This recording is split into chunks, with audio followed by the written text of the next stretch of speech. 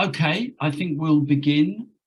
It's great to see so many people coming to this meeting tonight, and I'd like to welcome you all to the meeting, which is entitled Why We Need Peace in Ukraine.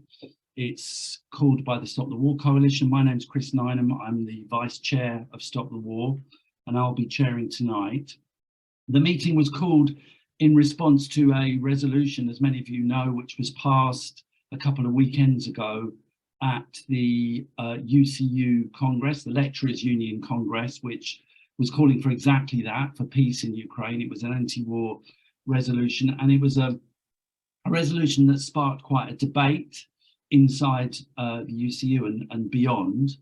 And there has been some pushback from outside the union and from some people in the union. And so we thought it was a good opportunity to have a meeting where we could discuss the issues raised by the resolution and raised by the war itself in a little bit more depth, and hopefully clarify the situation for as many people as possible. But it is, as I say, fantastic to see so many people here. In case you haven't, in case you can't see, there's 177 people so far and rising all the time. So that's absolutely fantastic. And we've got a brilliant lineup of speakers for you tonight, who I will introduce as they start to speak, or as they come on to speak. But the way I propose to run it is that each of the speakers talks for about 7 or 8 minutes, and then we have time for contributions and questions from the floor, and I'll then ask them to come back and answer any questions, and we'll have a proper debate. I'll be quite strict because there are so many people here, and we want to try and end the meeting by, say, 7:45, so it's about an hour and a quarter. And yeah, that's the proposal. So we will now move to the meeting, and I'd like to welcome, first of all, Tariq Ali to speak first. He's, as many of you will know, he's an anti-war, he's a stalwart of the anti-war movement, and a broadcaster, an activist, an author on many subjects, and we're very pleased to have him here tonight. So over to you, Tariq Ali.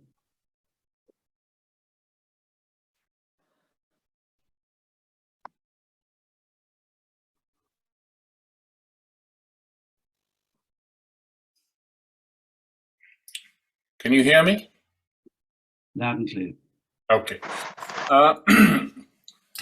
The impression has been created that Stop the War are all Putin supporters, Putin lovers, Putin stooges, incapable of debating.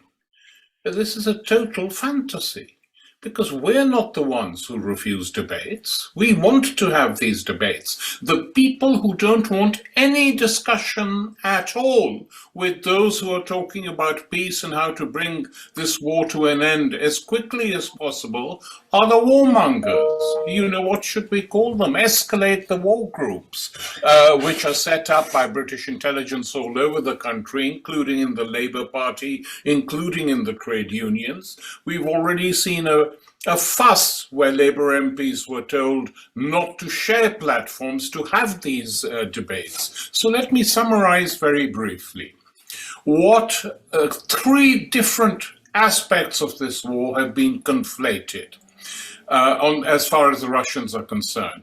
The Russian determination, which even the CIA warned, as we all know, was to block the Western intention of integrating Ukraine into NATO as a threat to Russia itself. Everyone warned the United States, including the current head of the CIA, don't do it. They did it.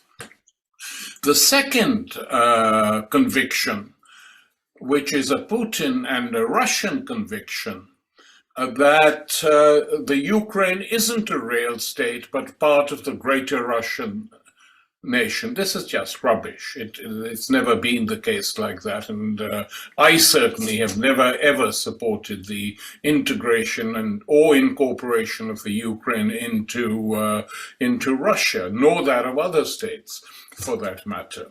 And the third thing is that they fear that if there was some in the Russian, Putin himself fears that if the Ukraine could function, which it can't at the moment, even before the war, as a democratic state, this could have an impact inside Russia itself in terms of the struggle for democracy. But the fact is, and here we come to an interesting problem, had it simply been a question of stopping the Ukrainians joining NATO, you didn't need boots on the ground. We've seen a number of wars that have been fought. It's the Six-Day War by Israel, the Odyssey Dawn in Libya, where effectively an air war has ended all attempts to do what whichever side you're on wanted to do. The fact that a land invasion took place instead suggests that installing a pliant regime in Ukraine to return it to Mother Russia and insulating Russia from infection by democracy across the border were also key things for some of the Putin gang. So where are we now? It's not the case that Putin has lost the war. On the contrary, if it carries on, there will be more damages, there will be more deaths on both sides. It's a war which isn't benefiting anyone. So who decides which way to go? Putin says, and the Western leaders, now Merkel, Macron confirmed this, that everything he was offered in the past was a joke. So what Putin is doing now is uniting himself and the Russians with the rest of the world, the non-Western world. And here he's been very successful. He has succeeded temporarily, probably, in isolating the United States and the West, NATO, from the rest of the world. And this has given them more confidence. However, our demand seriously can only be, how do we bring this war to an end? And I think we bring this war to an end by insisting on a negotiated peace. We as an anti-war movement can't establish here the terms of this negotiated peace, negotiated settlements. That is done when the two sides meet. One can comment on them later. But those who have made this war into a civilizational conflict, a war supposedly between Western civilization and Russian barbarism, are not doing anyone any favors, because this line of argument is foolish and it will end over the next few years, whatever the outcome of this particular war. So the last thing I want to say is this, that attempts not to debate the war, attempts effectively to try and seal off and isolate intellectuals, journalists who want to write in the mainstream media, to ban Labour MPs from participating in Stop the War meetings, to threaten expulsions, takes you back in a small way to August 1914, when they did the same when the First World War broke out. So we have these little Augusts which have now been created to prevent debate. At any sign someone else, no, you can't do this. You can't speak in the Conway Hall because you're pro-war. So it's a bizarre situation which actually is showing up the limitations of Western democracy, which they defend so proudly. So I would urge all those who are doubtful about the war, who are not sure about how this war is going to end, but who want to debate it to prevent it escalating further. It is light-minded to demand that we arm the Ukraine. Light-minded because it's not simply the Ukraine. All the key decisions are being taken by the United States, not even NATO. The United States, which has never been overruled by any NATO country, whatever differences there might have been. So the negotiations will take place between Washington and Moscow, as in the First Cold War. That's basically what is going to happen. And our job is to say yes. Negotiate. No, we don't have any crazy ideas of crush Russia, divide Russia up into tiny little states, or on the other side, let's incorporate the whole of Ukraine into the new Russia. I'm equally opposed to that because it's completely unacceptable.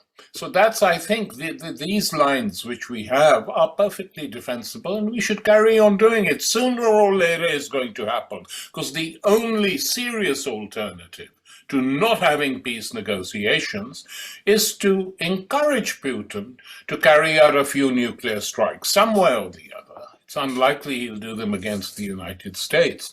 I mean, at the time of the Suez War, when Britain, France, and Israel attacked Egypt, Nikita Khrushchev, the Soviet leader, then said this is an imperialist outrage, and unless Britain, France, and Israel pull their troops out of Egypt, we might use nuclear weapons against Britain.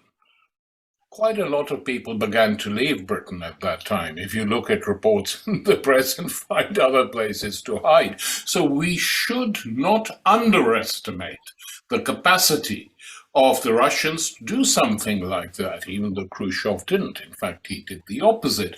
But Putin, if he's really pushed into a corner, as some of these idiots want to do, will respond. They are not going to give up. So I think Ukraine probably will be partitioned. The Russians will not give Crimea back. But this we have to see. But first we have to correct the balance in this country, which is totally pro-war in most of the newspapers, the propaganda, etc., etc. I'll stop there. Thanks very much, Tariq, for starting us off tonight. I'm very pleased now to be able to introduce what is a pre-recorded message, but a message pre-recorded in the last 24 hours from a Ukrainian anti-war activist by the name of Yurii Sheliazhenko. So if we could play the message now, that would be fantastic. Dear friends, greetings from Kiev. Here in the capital of Ukraine, it is obvious why we need peace. Because we are tired to hide in shelters from Russian rocket attacks. We are tired of endless war, endless fear, killings and destruction. Those of us who refuse to kill are tired to hide from conscription and escape military serfdom. We are tired of war, and even President Zelensky stopped to make his cheering to death promises of quick victory, because only a fool could buy that today. New Minister of Education and Science of Ukraine, Oksana Lisovy, a militarist and plagiarist who gave up his PhD degree when I exposed him, but had not enough honesty to resign, this hero in camouflage, who stole almost half of his dissertation, publicly committed to teach Ukrainians to live with war, to make education a weapon, to create shooting ranges in schools. All of this clearly indicates plans to wage war forever. Former UK ambassador to Russia, Sir Laurie Bristol, in his opinion article at the website of the University of Cambridge, wrote that we don't know how or when the war will end, that it is a war of attrition with no clear path to military victory or for either side, and confrontation with Russia could last for many years. In Q&A session after his 2023 Tanner lecture, he admitted proxy war in Ukraine, criticized NATO expansion and stressed core security interest to avoid war between Russia and NATO, which could lead to nuclear escalation. Israel's model of endless, or at least 10 years long war in Ukraine, backed by Western arms supply, is a real plan currently pushed by Biden administration through US Congress, as New York Times recently reported and Atlantic Council announced in November 2022 in a paper with euphemism a long-haul strategy in its title. Make no mistake, this war of attrition is planned not for 1 decade, but for decades in plural, according to Kiev Security Compact, a core part of President Zelensky's so-called peace plan, prepared for him by Rasmussen Yermak Group, consisting of hawkish NATO strategists, including former UK Foreign Minister Lord William Hague, who denied political asylum to Julian Assange.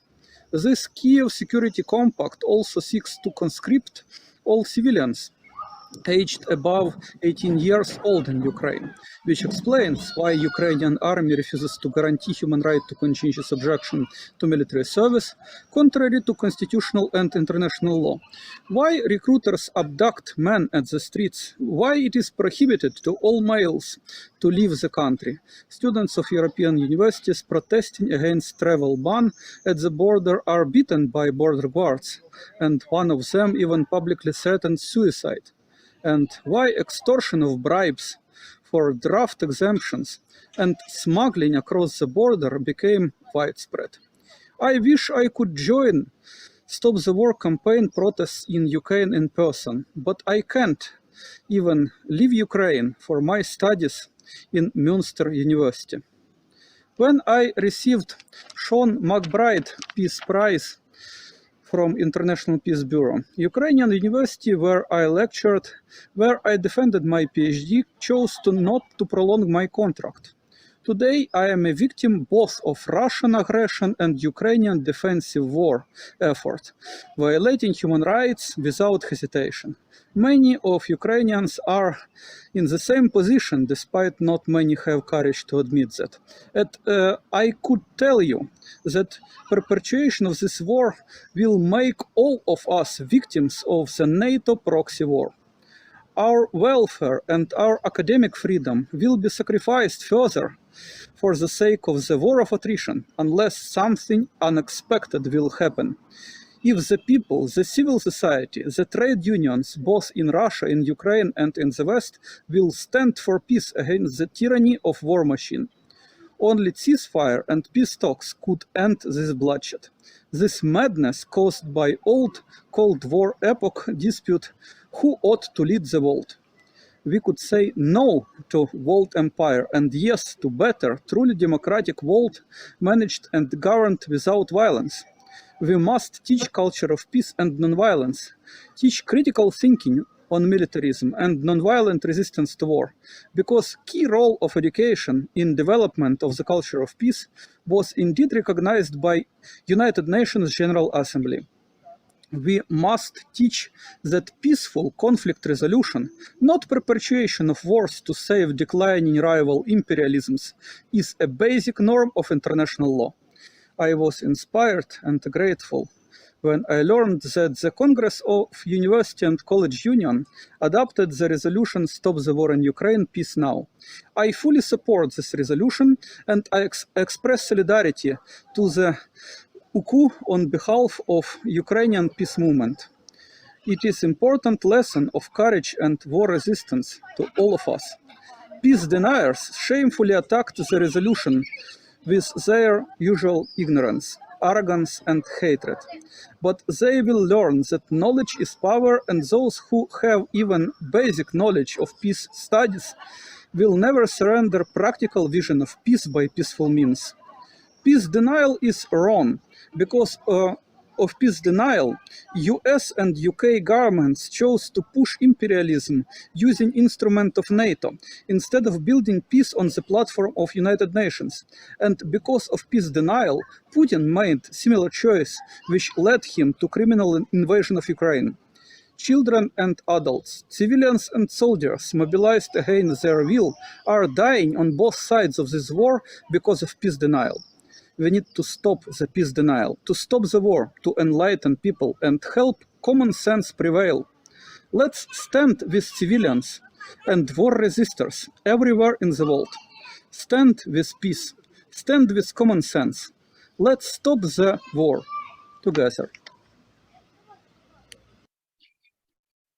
So Yurii, as ever, giving us a very different take of the situation from the ground in Ukraine. Fascinating as always, and we will, I hope on behalf of the meeting, be sending our thanks to him for recording that at some personal risk, no doubt. Also, that seeds us quite neatly into our next speaker, who is Sean Vernell, who's a member of the National Executive Committee of the UCU, the Lecturers Union, but also the person who proposed the motion that was successful at the Congress 2 Fridays ago. So over to you, Sean. Welcome. Thank you, Chris, and thank you, Stop the War, for putting this meeting on and being so supportive throughout the period we've been through the last few weeks since the Congress.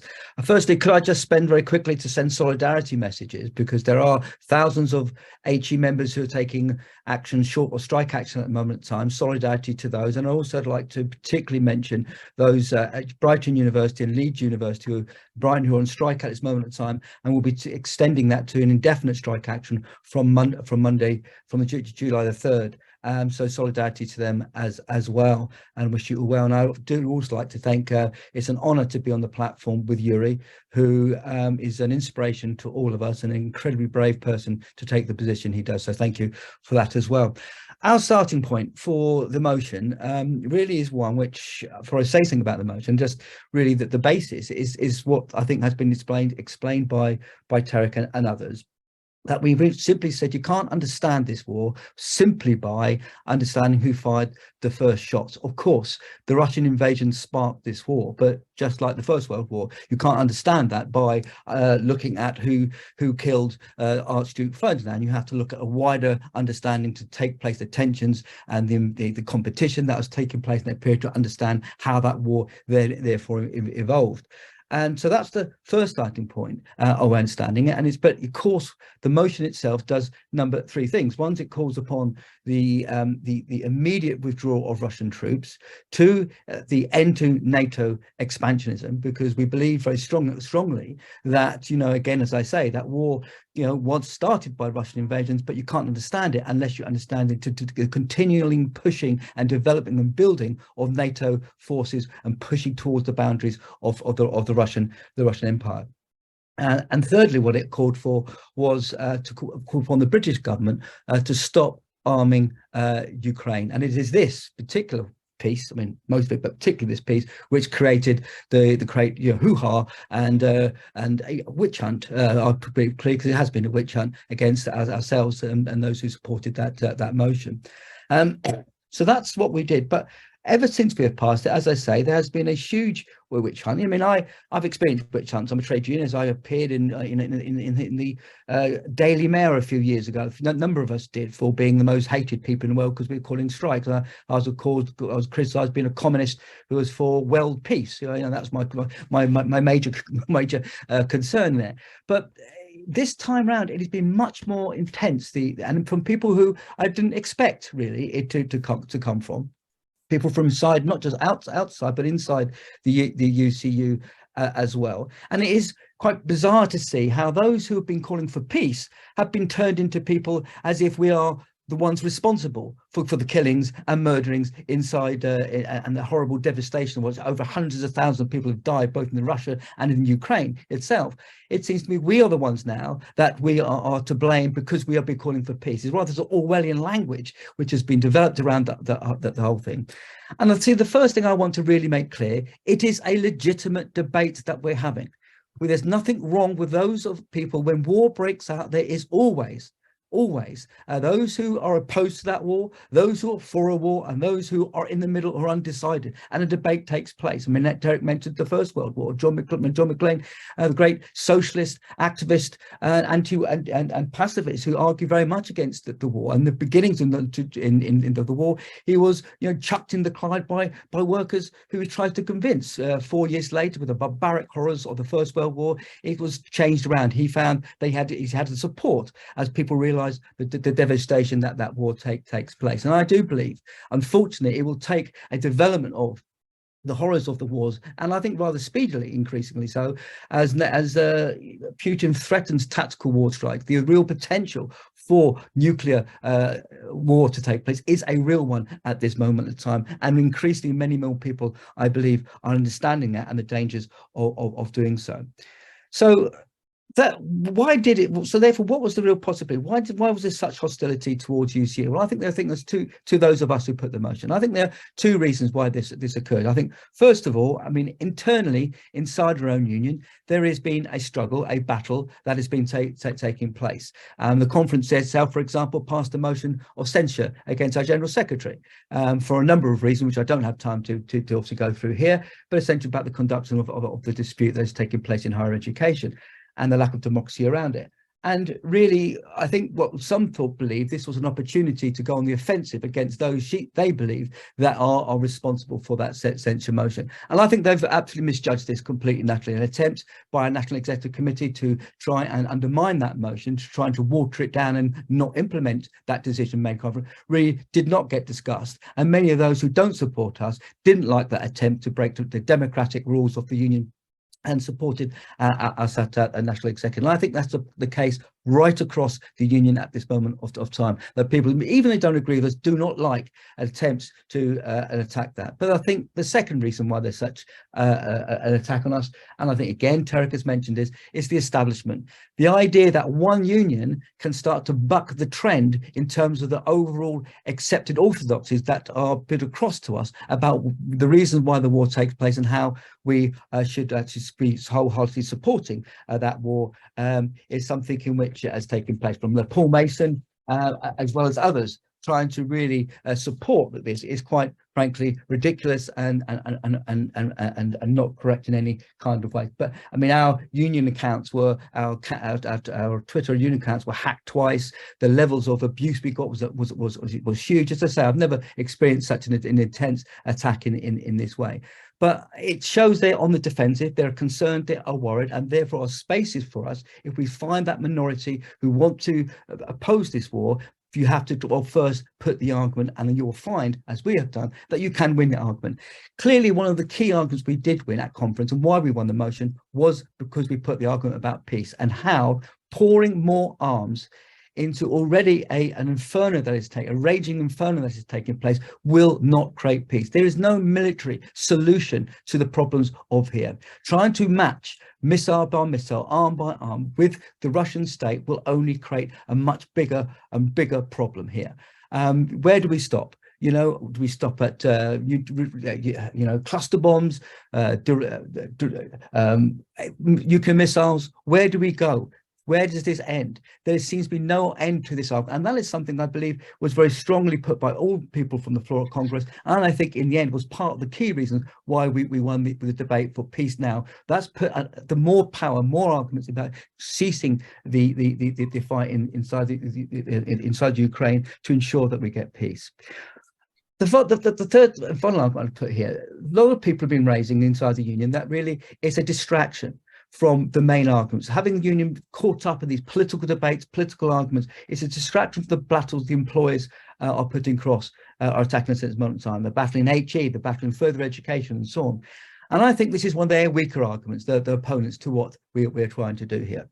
I think firstly why it's completely wrong argument, I think, is because the world is a hugely political place. You know, the environmental devastation, the wars we're talking about, the question of race and the way immigration and so on. So these big political questions are something our members demand that unions take up. Understand a union, if it's going to have any impact, must allow those discussions and come to positions to defend those out there. And it's the same with war. I mean, I don't think it's a coincidence when I look around our own union, when I look at the branches which are the most militant ones, also take up the arguments about imperialism, war, and so on. There's no division between being an anti-imperialist and those who need to struggle against pay and conditions. The two go hand in hand. Why? Obvious, isn't it? Because wars are about trying to divide people. Wars are about governments saying, you know, support us, put your class, attitudes and identities behind you and unite with us to fight the common enemy abroad and so on. And if a branch falls for these arguments, or workers fall for these arguments, then of course it's more difficult to unite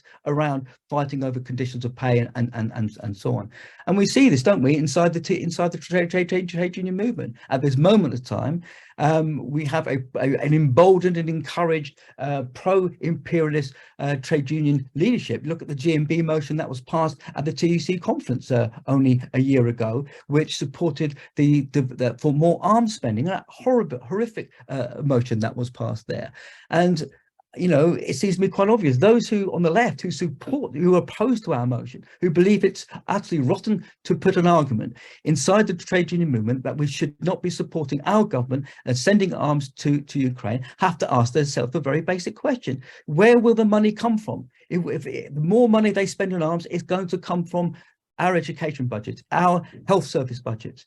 When we say welfare, not warfare, it means something. You can't have one without the other. You can't have war. If you want warfare, not welfare, then be honest about that. If you don't want that, then you have to oppose this government cranking up their arms for the reasons others have spelled out, because we know where that budget, where that money will actually come from.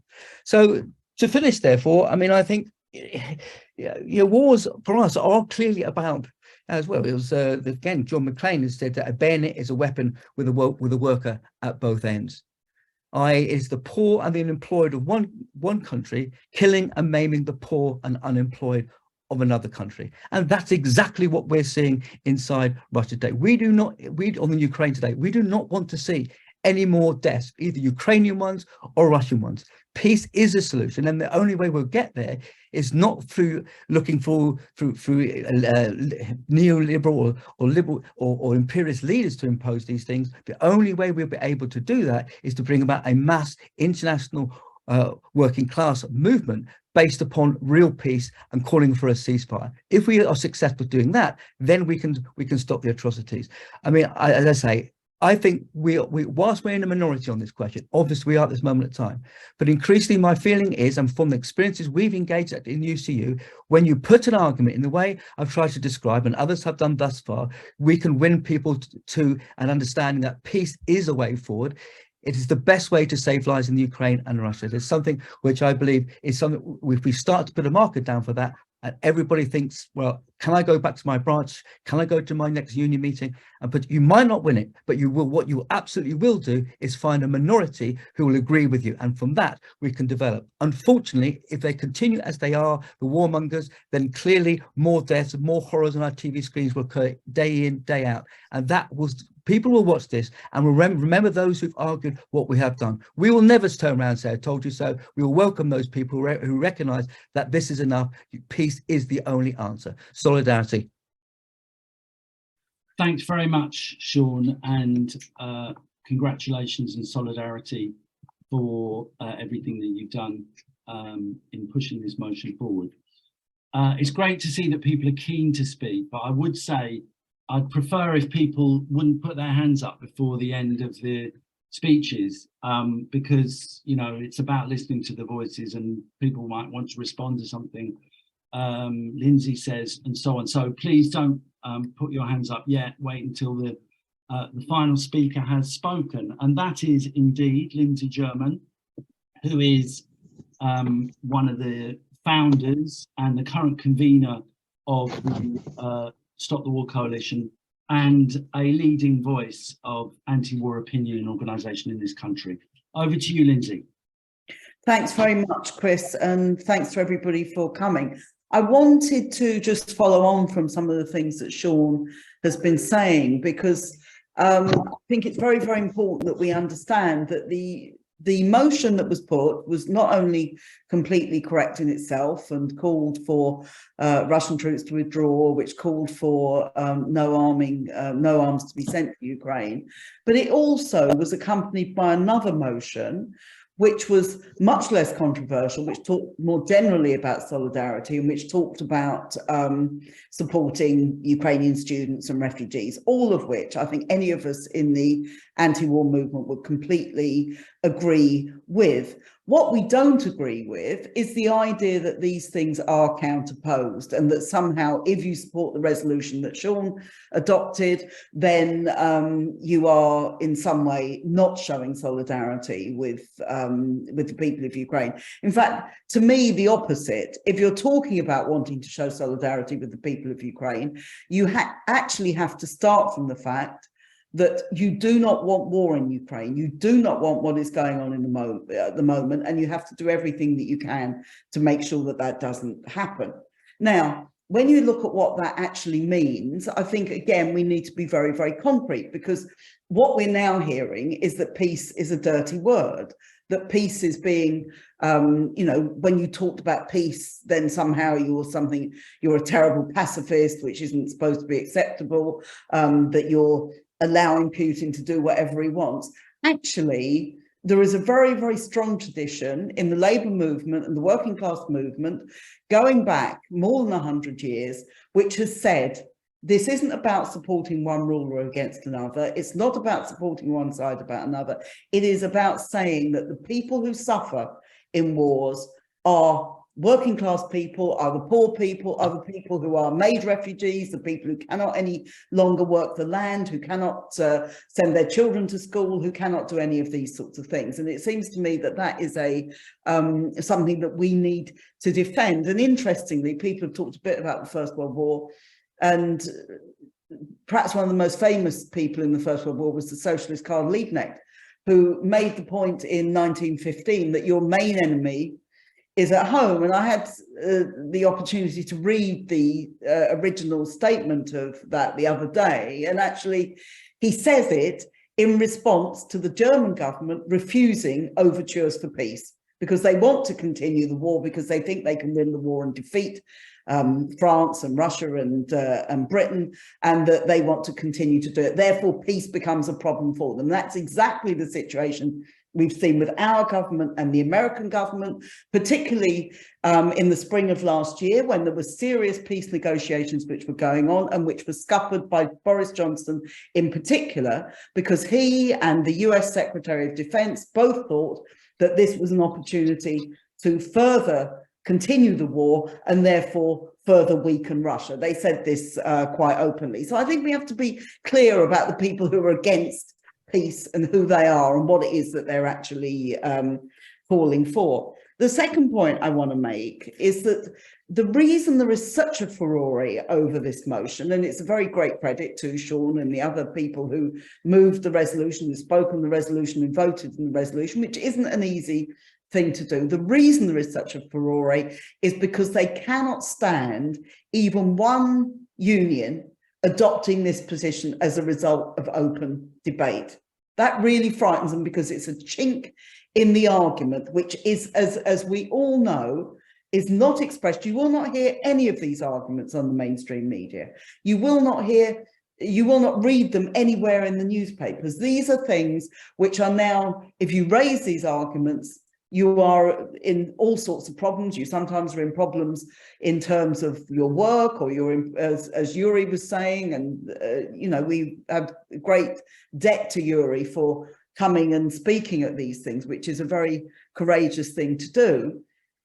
The truth is, these arguments don't come out, and once you get an official union position, this really terrifies the people who promote war, not just the government, not just the arms dealers and the military, but also Keir Starmer and the Labour Party, and the terrible position that he, and unfortunately virtually every other MP within the House of Commons, always takes. So that, I think, is the second point. The third thing is this question about arms, because you always get the argument, what's wrong with sending Ukraine arms? And people use the example of Spain in 1936, or they use the example of the Easter Rising in Dublin in 1916. And we have to say these things aren't comparable in the slightest. This is about the most sophisticated technology, military technology in the world, being sent to a state, not to a liberation movement, not to a group of rebels in Dublin or anywhere else, being sent to a state in order to prosecute war.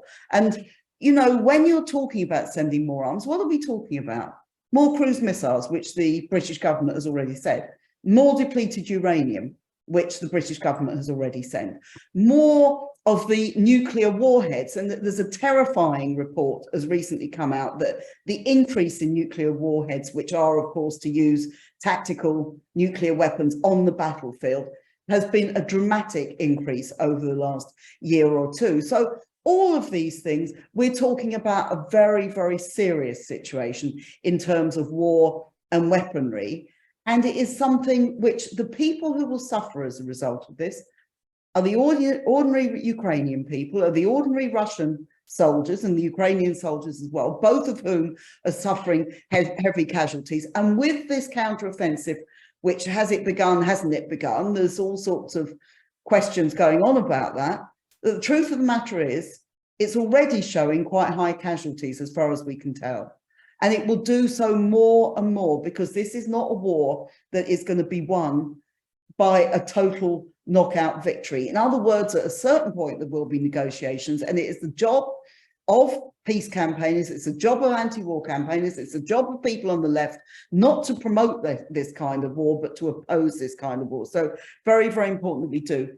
Final point I would like to make is that we're now in a very dangerous situation, both in terms of the world itself, because it's not just Ukraine, there's a war being fought by NATO, it's a proxy war, there is absolutely no doubt about that. And they're already talking that maybe NATO troops from Estonia and the other Baltic states, from Poland, will actually go and fight in Ukraine, which will escalate the situation even more. So we're talking about that, but we're also talking about the immense human and economic costs, social, economic, human costs of this war. And let's just think about this.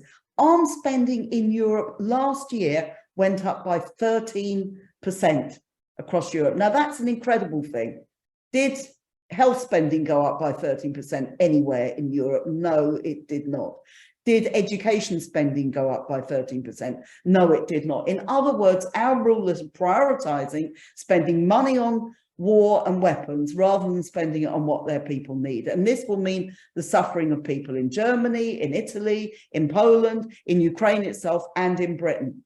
And, you know, for trade unions to take a position as they have done, as the GMB did and as the TUC very narrowly endorsed last year, of saying they want an increase in defence spending, we should be honest about what this means. It means a cut in the other sorts of spending. So let's look at what this war is really doing. The war it's emboldening the worst elements in our society. It's something which is promoted by all the Tories, which are such an unpopular government, such a corrupt and rotten government. This is one of their last arguments that they always put, is that we have to support the war, we have to support the flag. This is the kind of right-wing argument we're getting. It's echoed by the Labour leadership, and everybody in the trade union movement and everybody in the working class movement, in the peace movement, should very, very much oppose it. So I'd just like to conclude by saying I think that to thank again the people in UCU who voted for this motion, who got this motion passed, but we obviously have a lot of work to do, and therefore this is something we need to take up in every trade union branch, in every locality, to make sure that people know what these arguments are, and to reject the arguments that we have to keep making war and that we have to keep having battles which will be more and more costly to ordinary people. And my very, very final point is this: you know, people always say, well, what would you do about Putin? Well, perhaps our rulers shouldn't have supported Putin in the first place. The butcher of Chechnya was the person who actually was feted and endorsed by Tony Blair, and was for many years, until that all began to change only a short period ago. We don't have any illusions in Putin, but we are not going to support a war which is going to damage working class people internationally. Thanks very much, Lindsey, and thanks to all our speakers. That was a brilliant opening to the meeting. And just on the issue about trade union organisation and the anti-war movement, I would just like to encourage anyone here who is in a trade union and agrees with the position being put by our speakers to email in to Stop the War, to be part of what is a growing trade union network for peace in Ukraine. So if you send an email in at the end of this meeting, then we will add you to the list and you can be part of that kind of burgeoning movement. So great start. Thanks very much. It's fantastic.